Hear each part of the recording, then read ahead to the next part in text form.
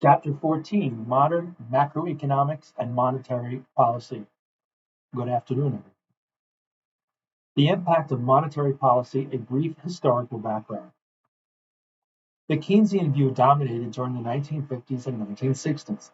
Keynesians argued that the money supply did not matter much. Monetarists challenged the Keynesian view during the 1960s and 1970s. Monetarists argued that changes in the money supply caused both inflation and economic instability. While minor disagreements remain, the modern view emerged from this debate. Modern Keynesians and monetarists agree that monetary policy exerts an important impact on the economy. The following slides present this modern view.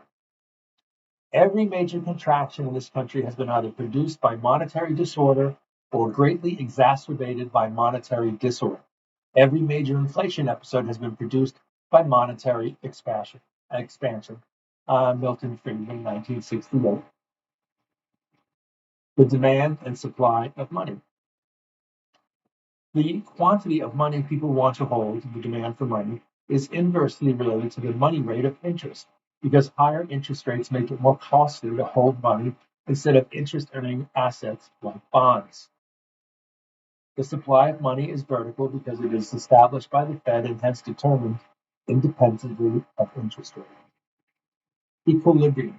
The money interest rate gravitates towards the rate where the quantity of money people want to hold, demand, is just equal to the quantity of money the Fed has supplied. And we can see that in the charts here. Milton Friedman, the 1976 recipient of the Nobel Prize, is widely regarded as the most influential spokesman for a free market economy in the 20th century. At a time when the role of money was largely ignored by the dominant Keynesian perspective, Friedman almost single-handedly convinced the economics profession that monetary policy exerted a strong impact on the economy. His Monetary History of the United States in 1963 with Anna Schwartz presented powerful evidence that monetary policy not only mattered, but it also was the major source of economic instability. This book illustrated that the Great Depression was primarily, if not exclusively, the result of a perverse monetary policy rather than the defect of market economies. Even his critics eventually concluded that, by and large, his views about the importance of monetary policy were correct. How does monetary policy affect the economy? Transmission of monetary policy. When the Fed shifts to a more expansionary monetary policy, it usually buys additional bonds, expanding the money supply. This increase in the money supply, shift from S1 to S2 in the market for money, provides banks with additional reserves. The Fed's bond purchases and the bank's use of new reserves to extend new loans increases the supply of loanable funds, bottom frame shifting 1 to S2, in the loanable funds market and puts downward pressure on real interest rates, a reduction in R2. As the real interest rate falls, top frame here, AD increases to AD2. When the monetary expansion is unanticipated, the expansion in AD leads to a short-run increase in output from Y1 to Y2, and an increase in the price level from P1 to P2, inflation. The impact of a shift in monetary policy is transmitted through interest rates, exchange rates, and asset prices. Here, a shift to the expansionary monetary policy is shown. The Fed buys bonds, which expands the money supply, which increases bank reserves, pushing real interest rates down, leading to a direct increase in investment and consumption. There will also be a depreciation of the dollar, increased net exports, and increase in asset prices, which would result in increase in personal wealth, and indirectly increasing investment and consumption. So an unanticipated shift to a more expansionary monetary policy will stimulate aggregate demand and thereby increase both output and employment. Here we go, let's walk through it. The Feds buy bonds. This increases money supply and bank reserves. Real interest rates fall.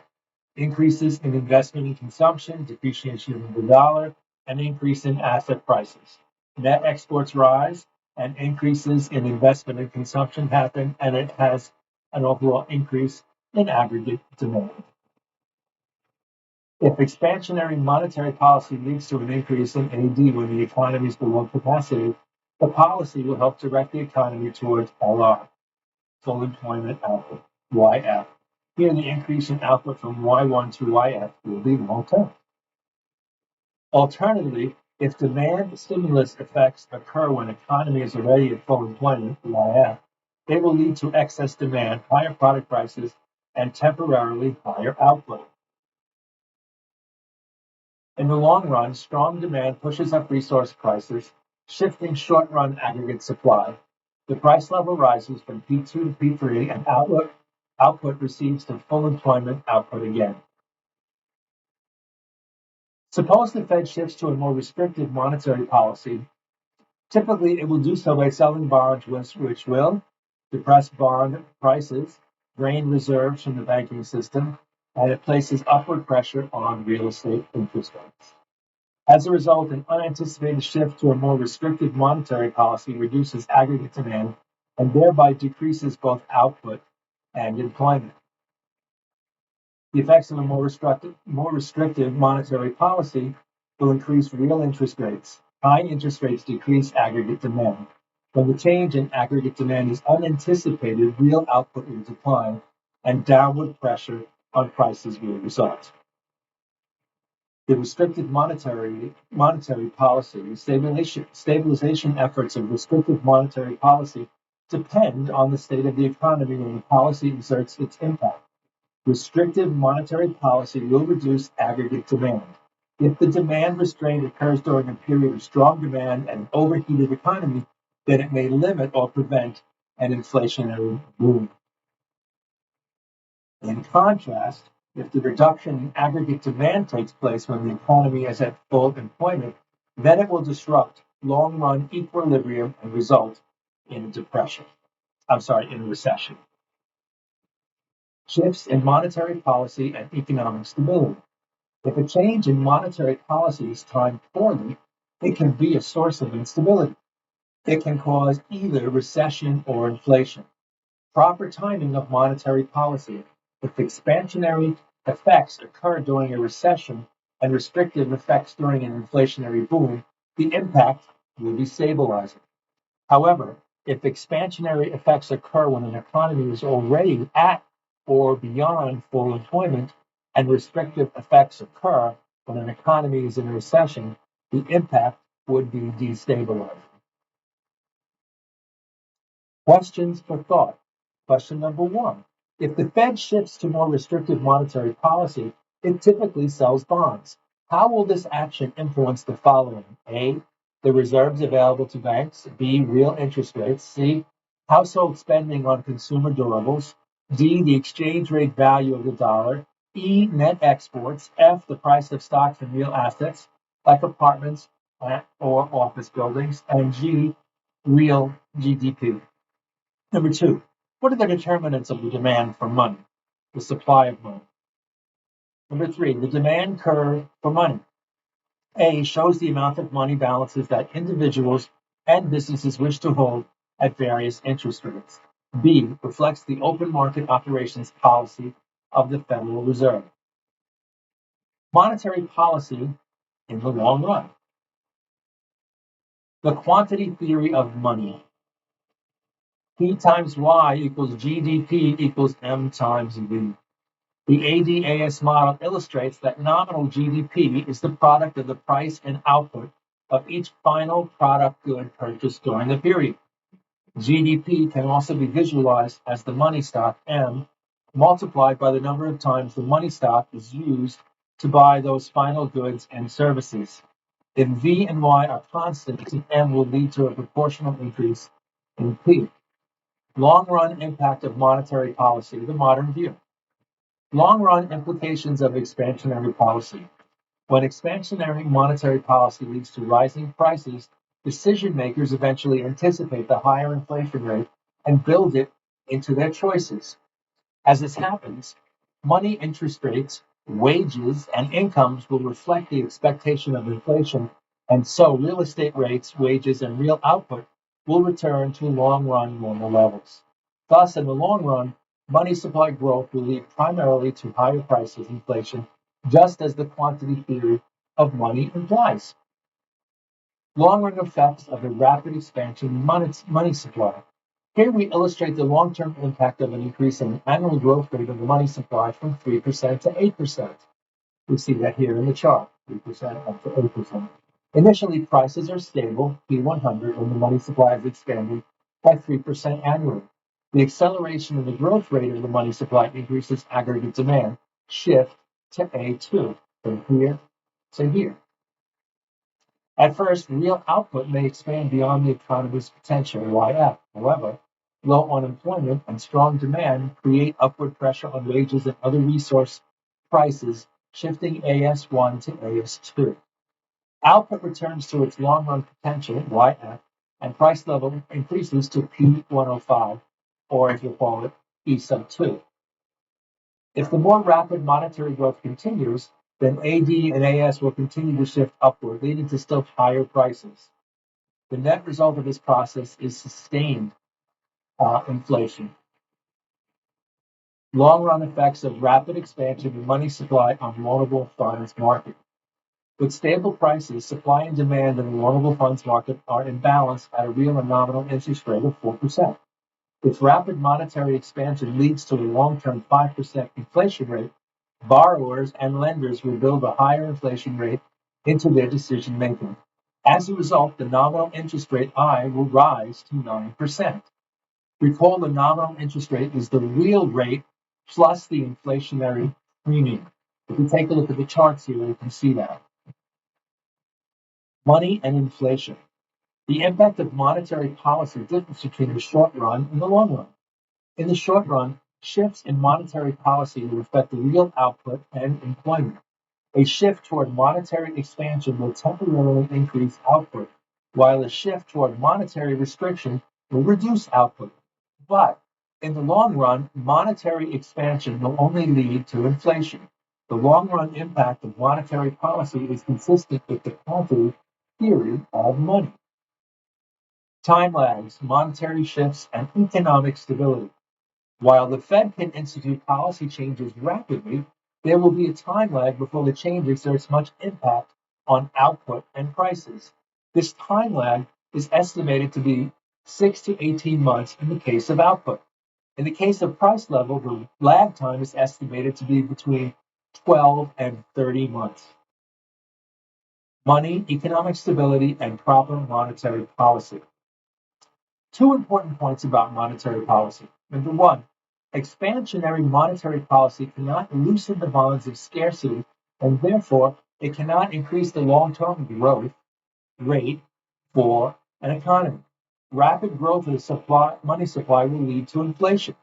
Shifts in monetary policy will influence the general level of prices and real output only after time lags that are long and varying. Why proper timing of monetary policy changes is difficult. The long and variable time lags between the monetary policy shift and their impact on the economy will make it difficult for policymakers to institute changes in a manner that will promote economic stability. Given our limited forecasting ability, policy errors are likely. If monetary policymakers are constantly shifting back and forth, policy errors will occur. Thus, constant policy shifts are likely to generate instability rather than stability. Historically, this has been the case. Price stability. The keys to prosperity, monetary policy that provides approximate price stability, persistently low rates of inflation, is the key to sound stabilization policy. Modern living standards are the result of gains from trade, specialization, division of labor, and mass production. Price stability will facilitate the smooth operation of the pricing system and the realization of these gains. In contrast, high and variable rates of inflation create uncertainty, distort relative prices, and reduce the efficiency of markets. Recent low interest rates and monetary policy. Nominal and real interest rates in the United States from 1990 to 2020. Since '08, the real interest rate was persistently below 1% and occasionally fell below zero during 2008 to 2020. It is unlikely that expansionary monetary policy would be able to keep the interest rate this low for such a prolonged time period. How expansionary was monetary policy in the aftermath of the Great Recession? Although the Fed's huge injection of bank reserves into low interest rates are indicative of expansionary monetary policy, other indicators are inconsistent with this view. Consider the following. Low inflation. Inflation remained low during this period. Slow growth of nominal GDP. Persistently low real and nominal interest rates during 2011 through 2016. While monetary expansion can temporarily reduce interest rates, it cannot do so for a lengthy time period. Inflow of capital. The U.S. experienced an inflow of capital even though both real and nominal interest rates were low. Understanding the cause of prolonged low interest rates. The recent low interest rates are a global phenomenon. Japan, Canada, most of Europe, and several other areas of the world have also experienced low interest rates. Two potential reasons why interest rates have been so low. Number one, weak demand for loanable funds. The technological changes of the information age do not involve production of a tangible product that requires large capital investment. Number two, increase in the supply of loanable funds. Demographic changes worldwide. In the developed world, there has been a large increase in the share of the population in age groups 50 to 75 that are generally net suppliers of loanable funds, and a decline in the share in age groups under age 50 that generally have a strong demand for loanable funds. Both of these changes will increase the supply and reduce the demand of loanable funds, pushing interest rates downward. Demographic changes from 1970 through 2030. Households with people under age 50 tend to be net borrowers, while persons aged 50 to 75 are generally net lenders. As shown here, the population aged 50 to 75 has increased substantially relative to the population under age 50 in high-income countries in recent decades. An increase in the share of the population aged 50 to 75 relative to the under age 50 will expand the supply of loanable funds relative to demand, and thereby place downward pressure on real interest rates. Interest rates, velocity of money, and monetary policy. Interest rates may change as a result of factors other than monetary policy. When interest rates are low and receding, the velocity of money will decline. This is precisely what happened during 2010 through 2020, as interest rates remained low and the short-term rates hovered near zero. The Fed increased bank reserves by a huge quantity during and following the recession of 2008-2009, and the money supply increased rapidly. Nonetheless, the impact on nominal GDP was relatively small because the expansion in the money supply was largely offset by reductions in the velocity of money. The growth rate of nominal GDP during 2008 through 2020 was slightly lower than prior to the Great Recession. The velocity of the M1 and M2 money supply, 1990 to 2020. Note how the velocity of the M1 money supply increased for more than a decade prior to 2007, but plunged in the aftermath of the 2008 and 2009 recession. As short-term interest rates hovered near zero, the velocity of the M1 and M2 money supply fell substantially during 2010 through 2020. This reduction in the velocity of money blunted the impact of the Fed's expansionist monetary policy. The growth rate of nominal GDP reflects the combination of changes in the money supply and its velocity. During 1990 to 2007, the annual growth rate of nominal GDP averaged 5.3% and was generally in the 4 to 6% range. After plunging in 2008-2009, nominal GDP grew at an annual rate of 3.9% during 2010 through 2020, even lower than the 1990s. This modest growth of nominal GDP implies that monetary policy was not highly expansionary following the recession. Uncertainty about potential changes in velocity complicate the use of monetary policy as a stabilization tool. If interest rates are declining as the result of factors other than monetary policy, increases in the money supply may be largely offset by reductions in the velocity of money. While interest rates and the velocity of money are changing as a result of factors other than monetary policy, the linkage between the growth rate of the money supply and inflation will be weakened. The quantity theory of money assumes that velocity is constant. When this is the case, there will be a close relationship between money growth and inflation. However, if interest rates decline as the result of demographic changes, for example, the opportunity cost of money will fail, causing the velocity of money to decline and the growth rate of the money supply to exert a less than proportional impact on the rate of inflation. This is precisely what happened in the United States and other countries during 2010 to 2020. Questions for thought. Did Fed policy contribute to the crisis of 2008? Why or why not? The expansionary monetary policy of the Fed is responsible for the low interest rates of 2010 through 2016. Indicate why you either agree or disagree with this statement. Cite empirical evidence to support your view. 3.